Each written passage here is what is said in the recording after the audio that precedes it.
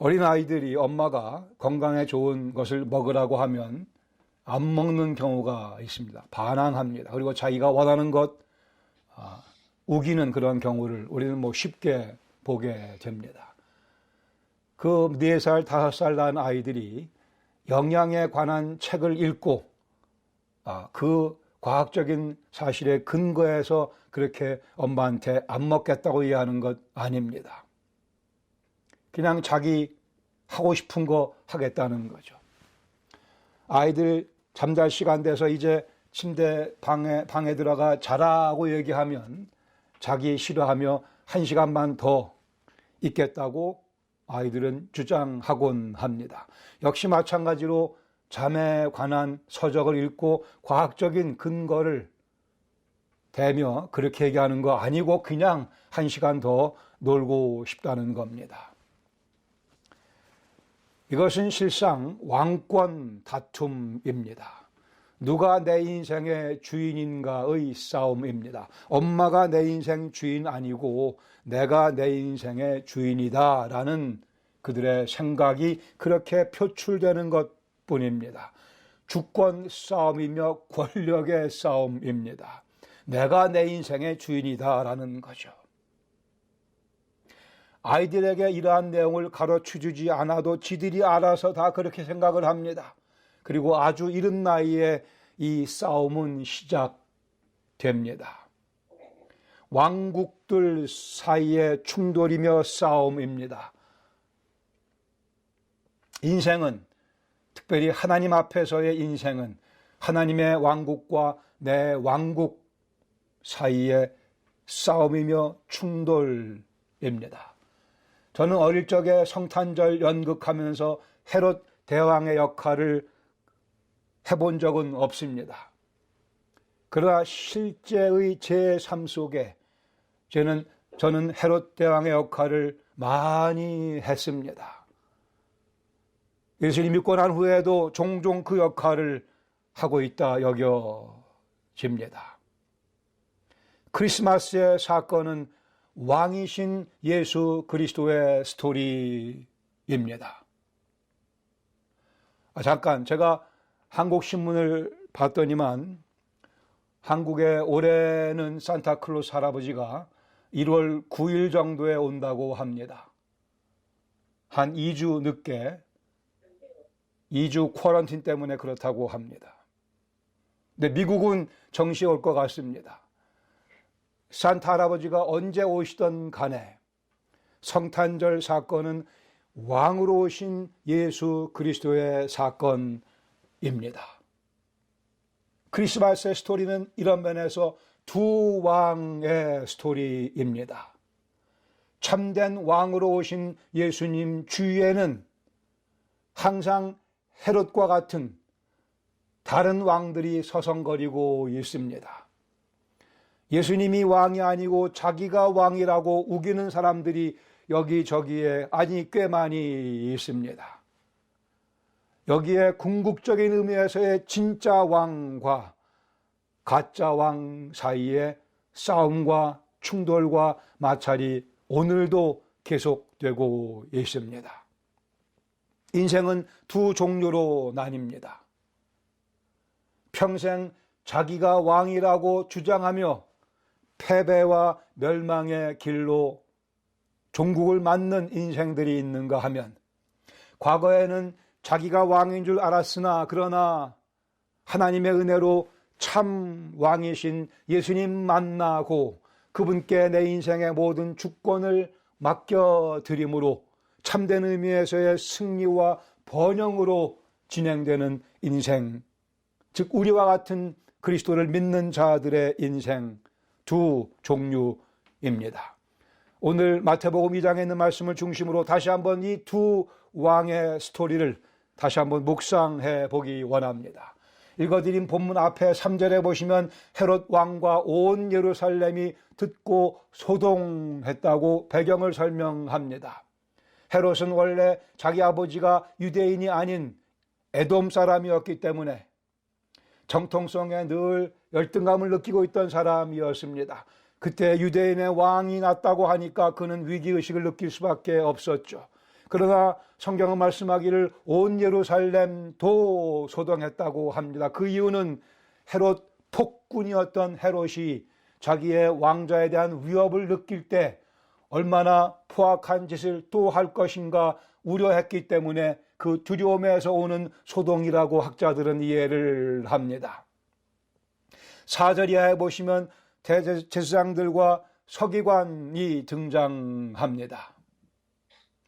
헤롯이 유대인의 왕이 태어났다는 동방박사들의 소식을 듣고는 이들을 불러 그리스도가 어디서 나게끔 되어 있는가 질문을 합니다.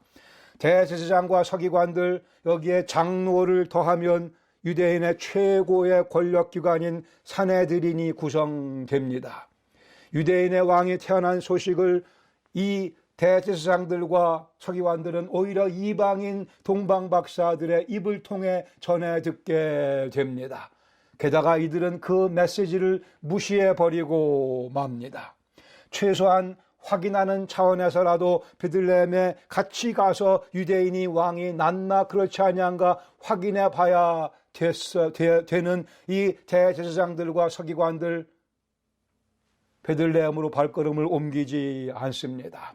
참으로 메시아의 오심을 고대했다고 한다면 반가운 마음으로 달려가 그 유대인의 왕으로 나신 예수님께 경배 드렸을 텐데 그들은 성경책을 손에 들고도 미가서 5장 2절 말씀을 기억하면서도 사무엘하 5장 2절 말씀을 기억하면서도 참 메시아께 경배 드리기를 거부하고 맙니다. 실상 예수님께서는 이 사람들의 손에 의해 십자가에서 돌아가시게 됩니다. 참으로 답답한 양반들입니다. 우리가 세 번째 볼 내용은 헤롯 왕입니다. 예수님 죽일 음모를 그는 계획하며 그 음모를 실행하고 맙니다. 4절의 말씀을 주목할 필요가 있습니다. 왕이 모든 대제사장과 백성의 서기관들을 모아 그리스도가 어디서 나겠냐고 묻습니다. 중요한 것은 동방박사들은 헤롯에게 유대인의 왕으로 나신 이가 어디 있냐고 묻습니다. 유대인의 왕으로 나신 이가, 헤롯은 거기에 대하여 그리스도가 어디서 나겠냐고 대제사장들과 서기관들에게 묻습니다. 메시아가, 그리스도가 베들레헴에서 난다고 하는 사실, 모든 대중들도 다 알고 있는 사실이었으나 여기서 헤롯은 대제사장과 서기관들을 불러 그 질문을 함으로 해서 공식적인 절차를 밟아 그 내용을 확인하고 있는 것입니다. 여기에 헤롯은 유대인의 왕으로 나신 이가 곧 그리스도 메시아임을 그는 알고 있었고 인지하고 있으며 동시에 그의 머릿속에는 계산이 빨리빨리 이루어지고 있습니다. 7절에 이에 헤롯이 가만히 박사들을 따로 불러 별이 나타난 때를 자세히 묻습니다. 그의 음모가 이미 시작되고 있는 겁니다. 그리고 그들을 베들레헴으로 보내며 이르기를 가서 아기에 대하여 자세히 알아보고 찾거든 내게 고하여 나도 가서 그에게 경배하게 하라. 그게 목적이 아니고 내가 그를 죽일 수 있도록 나에게 필요한 정보를 알려달라고 동방박사들에게 거짓으로 헤롯이 고합니다. 12절에 보시면 동방박사들이 아기 예수께 경배하고 난 다음에 12절 그들은 꿈에 헤롯에게로 돌아가지 말라 지시하심을 받고 다른 길로 고국으로 돌아가게 됩니다. 그러자 16절 말씀에 이에 헤롯이 박사들에게 속은 줄 알고 심히 노하여 사람을 보내어 베들레헴과 그 모든 지경 안에 있는 산의 아이를 박사들에게 자세히 알아본 그때를 기준으로 하여 2살부터 그 아래를 다 죽이게 됩니다. 속은 줄로 알아 아니 자기가 먼저 동방박사들을 속였으나 헤롯은 자기가 속임당했다고 생각을 하며 자기의 계획을 그 무시무시한 칼로 2살 아래의 아기들을 다 죽임으로써 유대인의 왕으로 나시니 자기 입에 표현대로 한다면 그리스도를 죽였다고 그는 생각을 하게 됩니다. 본문이 주는 교훈은 첫 번째로 자명합니다. 불신자들은 자신과 예수님에 관한 깊은 오해에 빠져 있다고 하는 사실입니다. 예수님 믿지 아니하는 분들, 자신을 크게 오해하고 있으며 예수님도 크게 오해하고 있는 것입니다. 헤롯이 아기 예수를 두려워한 이유는 메시아에 대한 오해 때문이며 메시아에 대한 무지 때문이며 선택적인 무지요 의지적인 무지 때문에 그렇습니다. 제사장들이 아기 예수께 경배하기를 거부한 이유는 예수님이 싫어서입니다. 그들이 예수님을 싫어한 이유는 자기들의 기득권이 침해받을 것이라는 오해 때문이었습니다.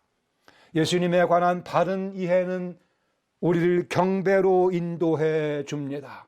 그러나 예수님을 오해하고 나면 사람들은 예수님을 두려워하며 싫어하며 미워하며 피해 도망갑니다. 본문의 헤롯, 역사가들은 그를 헤롯 대왕이라고 부릅니다. 주전 37년에서 4년까지 그는 팔레스타인 지역을 통치했던 뛰어난 정치인이었습니다. 기회주의적인 사람이었기에 로마 황제의 줄을 계속 바꿔가면서 호의를 유지했습니다. 자신의 욕망과 정욕에 사로잡혔고 그는 탐욕스럽고 술수에 능하며 많은 사람들의 피를 흘린 포악한 인물이었습니다. 에돔 사람이 아버지였고 또 어머니는 유대인이었기에 그는 반 유대인이었고 이 사실이 그 사람에게는 평생 유대인들 앞에서 열등감으로 작용하기도 했습니다. 그래 유대인들의 환심을 사기 위해 그는 성전을 아주 크게 증축하기도 했습니다. 이외에도 많은 건축물들을 지으며 그는 정치인으로서는 꽤 성공적인 삶을 살았다 얘기할 수 있을 것입니다. 그가 주전 4년에 죽고 난 후에 그가 통치하던 팔레스타인은 그의 세 아들이 분할 통치하게 됩니다. 헤롯에 대해 제가 좀 자세히 설명을 오늘 드리려고 합니다. 헤롯의 아버지 안티파터라는 사람이 로마에 의해 유대 지역의 통치자로 임명됩니다. 물론 많은 술수와 뇌물의 결과이기도 합니다. 그전에는 마카비 혁명을 주도했던 그 후손들, 이 헤스모니안 왕가를 이루고 그 헤스모니안 왕가에서 이 팔레스타인 지역을 다스리고 있었습니다. 그러기에 헤롯은 그 과거의 세력과 타협하면서 정략 결혼도 합니다. 그러나 결국 그는 헤스모니안 모든 후손들을 차례차례 다 죽여버리고 맙니다. 결국은 자기 처남, 자기 장모까지, 그리고 메리암이라고 하는 헤스모니안 출신의 자기 아내도 목 졸라 죽입니다. 물론 헤롯에게는 그 이외에도 정식 부인이 4명 더 있기도 했습니다마는 그것도 모자라 그는 영모를 의심해서 자기 아들, 친아들을 3명씩이나 죽이게 됩니다. 그러기에 헤롯의 아들이기보다는 돼지인 것이 더 낫다라는 말이 생길 정도로, 또한 헤롯 암살 기도 사건이 있었는데 이와 연루된 사람들 확인도 하지 아니하고 의심만 되는 10명과 그의 모든 가족을 다 몰살시키기도 합니다.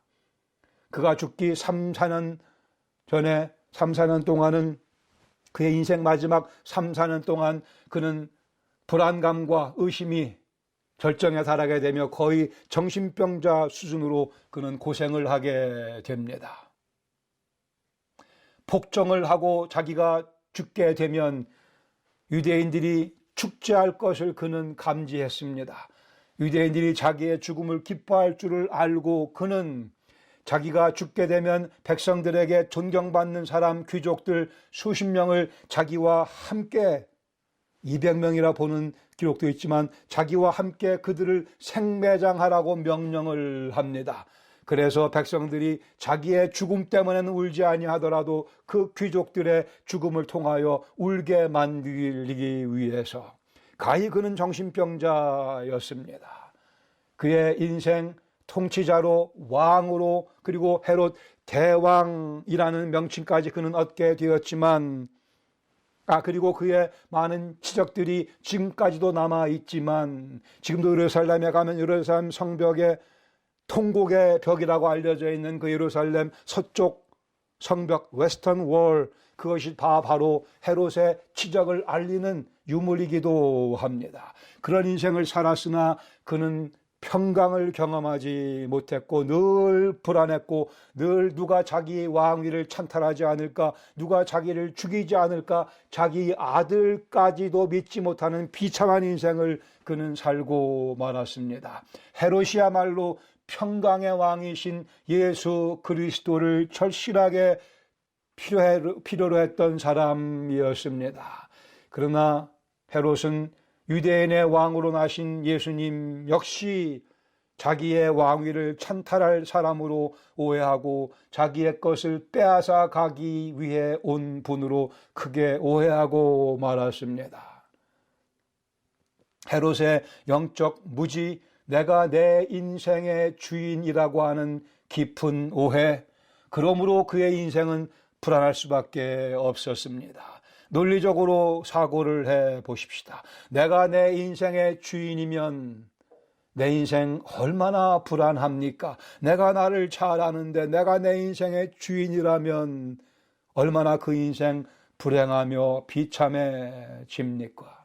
결국 헤롯은 모든 아픔과 불안을 홀로 감당해야만 됐으며 그 결과는 폭정, 또 많은 사람을 죽이는 것으로 표현되고 말았습니다.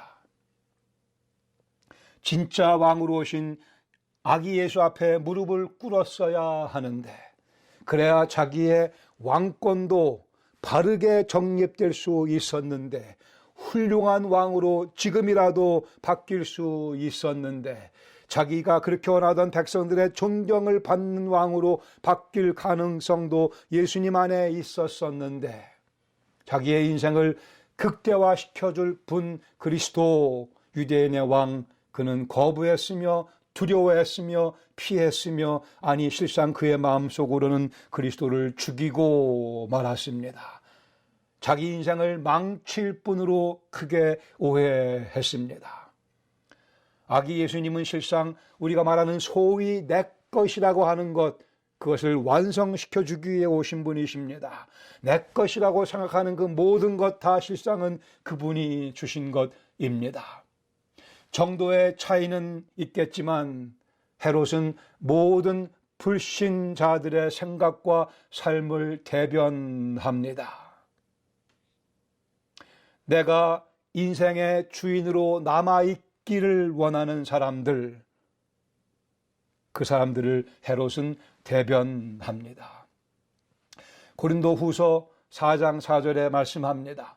그 중에 이 세상의 신이 믿지 아니하는 자들의 마음을 혼미하게 하여 그리스도의 영광의 복음의 광채가 비치지 못하게 함이니, 그리스도는 하나님의 형상이라고 해요. 사탄이 불신자들의 눈을 가리고 그 마음을 혼미하게 하여 그리스도의 영광의 복음의 광채를 보지 못하게 지금도 열심히 작업하고 있습니다. 아직 예수님 모르는 분들은 바로 이 사탄의 역사 가운데 그 생각이 혼미해져 있으며 영광을 보지 못하는 채 살아가고 있습니다. 현실적으로 대부분의 불신자들은 영적인 문제에 별 관심이 없습니다. 자기가 죄인이라는 사실 물어보면 부인하지는 않습니다. 그러나 그 문제를 해결해야겠다는 생각은 별로 하지 않습니다. 복음의 메시지를 들려주면 나중에 미룹니다. 죽음에 관해 생각해 볼 필요가 있다는 사실 부인하지는 않지만, 그러나 지금은 아니라고 말합니다. 지금 죽음에 대해 생각하기보다는 오늘의 삶에 생각하기가 더 바쁘다고들 얘기를 합니다. 사탄이 그들의 영혼의 눈을 가려서 그렇습니다. 복음의 광채가 그들을 강하게 내리쬐고 있지만 사탄이 방해해서 그들이 혼미한 상태에 있어서 그렇습니다. 아기 예수께서 탄생하신 이유를 누가복음 4장 18절은 이렇게 말씀합니다. 주의 성령이 내게 임하셨으니 이는 가난한 자에게 복음을 전하게 하시려고 내게 기름을 부으시고 나를 보내사 포로된 자에게 자유를, 눈먼 자에게 다시 보게 함을, 눌린 자를 자유롭게 하고 주의 은혜의 해를 전파하게 하려 하심이라. 예수님께서는 바로 사단이 혼미케 만든 이 영혼들의 생각을 정돈시켜 주시기 위해서 사단에게 눌려있는 영혼들에게 자유를 허락해 주시려고 복음의 광채를 보지 못하는 그들의 눈을 뜨게 하셔서 다시 보게 해 주시기 위함입니다.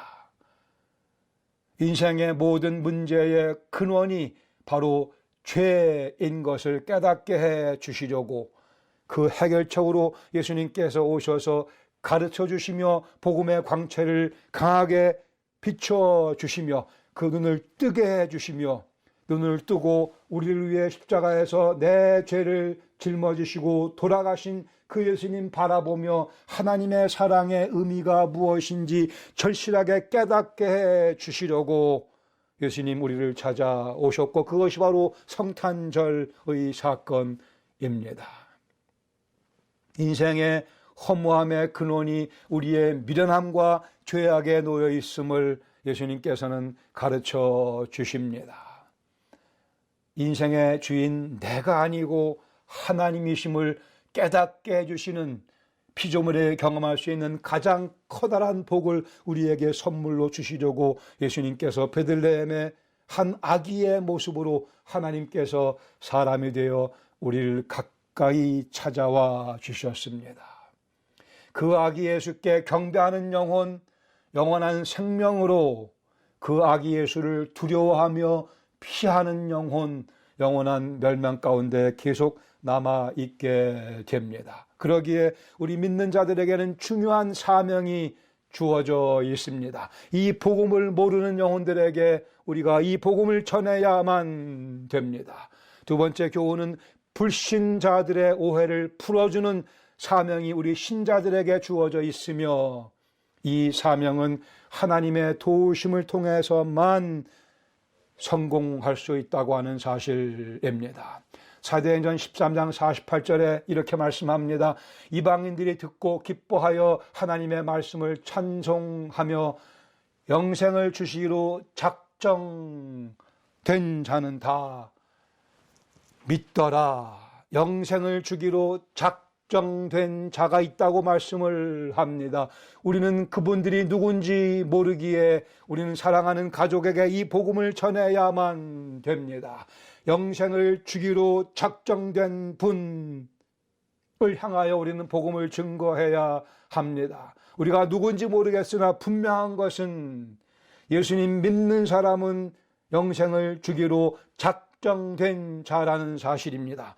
이것은 명쾌한 사실입니다. 예수님 믿는 사람은 하나님께서 창세전에 이미 영생을 주기로 작정한 자라는 사실이 확인되는 것입니다. 그러기에 우리가 할 바는 가서 복음을 전하는 것이며 그분들이 예수님 믿게 돕는 것입니다. 예수님 믿으면 영생을 하나님께서 주기로 미리 작정한 영혼인 것을 알게 됩니다.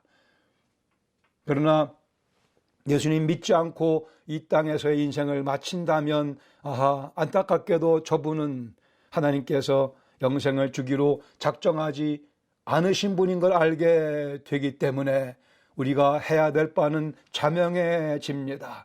영생을 주기로 작정했는지 안 하셨는지 그것을 따지는 것은 우리의 소관이 아니고 우리가 해야 되는 것은 복음을 전하되 열심히 희생을 섞어서 섬김을 섞어서 전하는 것입니다. 이는 영적 전쟁입니다. 그러기에 기도가 필요합니다. 기도만이 승리를 보장합니다. 하나님께서 그분들의 생각을 바꾸어 주시기를 망치로 머리를 때리듯이 뻥 때려서 하나님께서 살아계시며 그분이 창조주이시구나, 내가 과연 죄인이구나, 내 죄를 어찌할꼬 주 앞에서 탄식하게 만드시는 하나님의 역사를 위해 우리는 열심히 기도드릴 수밖에 없습니다. 무언가가 그들을 붙잡고 있으며 사탄이 그분들의 눈을 가리고 있으며 그리스도의 복음의 광채를 사탄이 중간에서 가리고 있기에 이는 영적인 전쟁이며 우리 힘으로 불가능하며 하나님께 간구드리며 기도드리며 하나님께서 사탄의 역사를 우리를 통해서 제거하시며 우리의 증거하는 복음이 그분들의 마음속에 안착될 수 있도록 우리는 열심히 신자의 사명을 계속해야 합니다. 그리스도의 영광의 복음의 광채가 우리 사랑하는 분들의 마음속에 환하게 비춰진다면 이 얼마나 감사한 일이겠습니까? 그분들이 우리와 같은 신자가 되어 하나님을 예배 드릴 수 있다면 이것이 우리의 깊은 소원입니다. 크리스마스를 맞이하여 우리가 도구로 쓰임받기를 원합니다. 고린도후서 4장 5절에 우리가 우리를 전파하는 것이 아니라 오직 그리스도 예수의 주 되시는 사실, 그리고 우리는 너희의 종이라는 사실을 전파한다고 사도 바울이 말씀을 합니다. 우리가 전해야 될 내용은 이것입니다. 그리스도 예수께서 주이시며 우리는 다른 영혼들을 섬기는 종이라고 하는 사실, 그리고 실제로 우리가 그분들을 섬기되 희생이 없는 섬김 의미가 없으며 우리의 진지한 사랑, 겸비한 그러한 섬김이 없이는 의미가 없게 됩니다. 그리스도 예수의 얼굴에 있는 하나님을 아는 영광의 빛, 하나님의 영광을 아는 그 빛이 그분들의 마음속에 비춰지는 그 순간까지 우리가 이 사건의 신중함을 깨달아 자기가 인생의 왕인 줄 알고 살아가는 영혼들에게 진짜 왕을 소개하는 그런 성탄의 계절이 되기를 바랍니다. 기억하실 것은 이것은 영적인 전쟁이며 치열한 영적의 전쟁이라고 하는 사실입니다. 진지하고도 지속적인 기도와 희생적인 섬김을 통해서 하나님께서 우리의 소원을 들어주시며 영혼들을 구원하시며 그분들이 하나님께서 영생을 주기로 작정한 영혼인 것을 우리가 눈으로 목격하게 하실 겁니다. 그날이 이를 때까지 끊임없이 우리는 신자의 사명을, 예수님께 경배 드리는 자의 사명을, 그분들도 예수님께 같이 경배 드릴 수 있도록 하는 그 일에 요긴한, 소중한, 효력 있는 일꾼으로 쓰임받기를 원합니다. 이것이 하나님께서 오늘 우리에게 주시는 성탄절 메시지인 줄로 압니다. 같이 기도하시겠습니다. 우리 마음속에 품고 있는 분들 다시 한번 한 분 한 분 머릿속에 떠올리시기 바랍니다. 우리가 전하지 않으면 그분들 달리 그리스도를 알지 못하게 될 수도 있습니다. 인생의 가장 가치 있는 일 가운데 하나입니다. 한 영혼을 주님께로 인도하는 것, 가장 크게 칭찬받을 만한 일이며 하나님을 가장 크게 기쁘시게 해드릴 일이기도 합니다. 주님, 그러기에 이 시간 저희들이 주 앞에 간절히 기도드립니다. 저희가 마음에 품고 기도해오고 있는 그분들 한 분 한 분, 저희가 주님의 이름으로 잘 섬기되 희생을 포함하여 섬기는 힘 허락하여 주시고 필요한 지혜를 더하시며 온유하고 겸손한 마음 허락하셔서 과연 예수 그리스도께서 왕이시며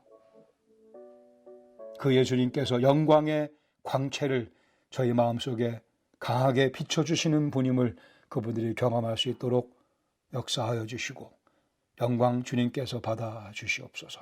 그런 의미에서 우리에게 아주 복되고 즐거운 성탄의 절기가 되게 하시옵소서. 예수님의 이름으로 감사드리며 기도합니다. 아멘.